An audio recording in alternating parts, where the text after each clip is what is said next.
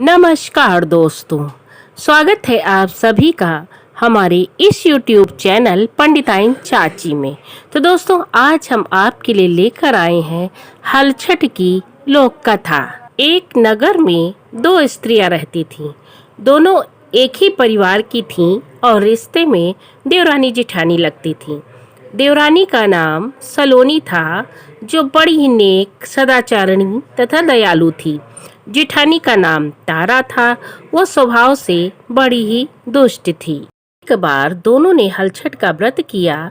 विधिवत पूजन इत्यादि के बाद शाम को दोनों भोजन के लिए थालियां परोसकर ठंडी होने के लिए रखकर बाहर जा बैठीं।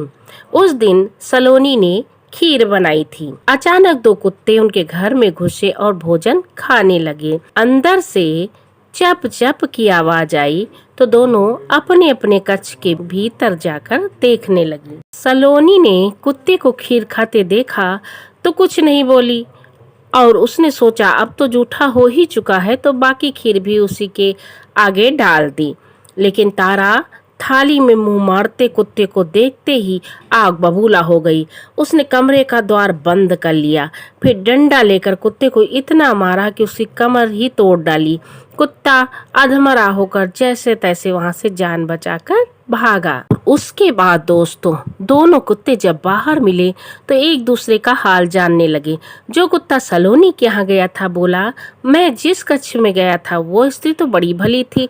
मुझे खीर खाते देखकर भी उसने कुछ नहीं कहा, बल्कि बर्तन में जो खीर खत्म हो गई थी उसमें और खीर डाल दी ताकि मैं भरपेट खा सकूं। उसने तो मेरी आत्मा ऐसी तृप्त की कि मैं उसे बार बार आशीर्वाद दे रहा हूँ। मेरी तो ईश्वर से यही कामना है कि मरने के बाद मैं उसी का पुत्र बनूं और जीवन भर उनकी सेवा करके उनके इस ऋण को चुकाता फिरूं। उसी प्रकार मैं उनकी आत्मा को तृप्त और प्रसन्न करता रहूं।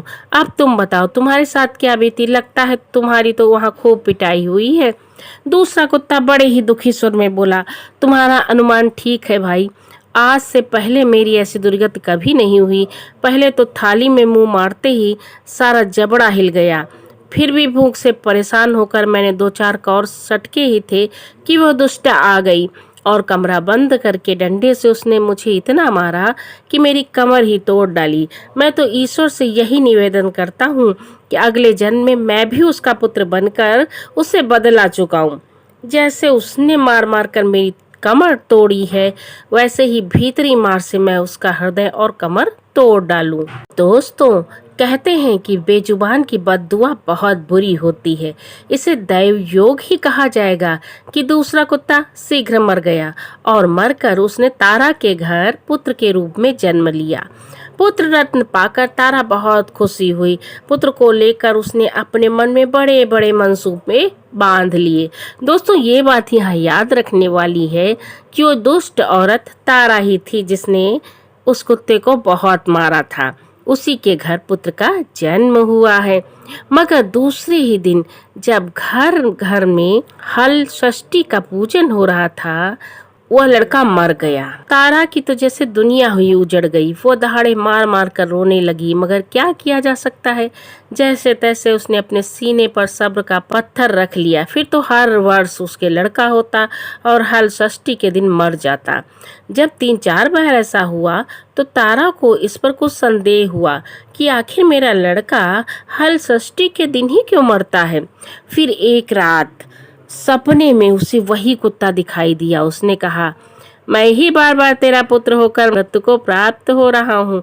तूने मेरे साथ जो व्यवहार किया था मैं उसी का बदला चुका रहा हूँ। तारा बहुत दुखी हुई और उसने हाथ जोड़कर कुत्ते से अपने किए गए अपराध के लिए क्षमा मांगी और प्रायश्चित करने का उपाय पूछा। तब उस कुत्ते ने बताया, अब से हलछठ के व्रत में हल से जुता हुआ अन्न तथा गाय का दूध दही ना खाना, होली की भुनी हुई बाल तथा होली की धूल आदि हलछठ पूजा में चढ़ाना। तब कहीं मैं तेरे घर में आकर जीवित रहूंगा। पूजा के समय यदि तारा गड़ छिटके तो तू समझना कि मैं अब यहाँ जीवित रहूंगा। तारा ने बिल्कुल वैसा ही किया और इस हल षष्ठी के व्रत के प्रभाव से उसकी संतान जीने लगी। तभी से संतान कामना और सुख सौभाग्य के लिए यह व्रत किया जाता है। दोस्तों, पारंपरिक हिंदू पंचांग में हल षष्ठी एक महत्वपूर्ण त्योहार है। ये भगवान श्री कृष्ण के बड़े भाई बलराम को समर्पित है। भगवान बलराम माता देवकी और वसुदेव जी के ही 7वें संतान थे। हलष्ठी का त्योहार भगवान बलराम की जयंती के रूप में मनाया जाता है। इसे बलराम जयंती, ललही छठ, बलदेव छठ, रंधन छठ, हल छठ, हर छठ व्रत, चंदन छठ, तिन छिटी, तिन्नी छठ आदि के नाम से जाना जाता है। तो दोस्तों, यह व्रत पुत्रवती स्त्रियां अपने पुत्र की लंबी आयु के लिए करती हैं। यह हर छठ का व्रत बहुत ही नियम और कायदों के साथ किया जाता है। दोस्तों, कैसी लगी ये लोक कथा? अगर पसंद आई हो तो इसे लाइक, शेयर, सब्सक्राइब करना ना भूलें। धन्यवाद।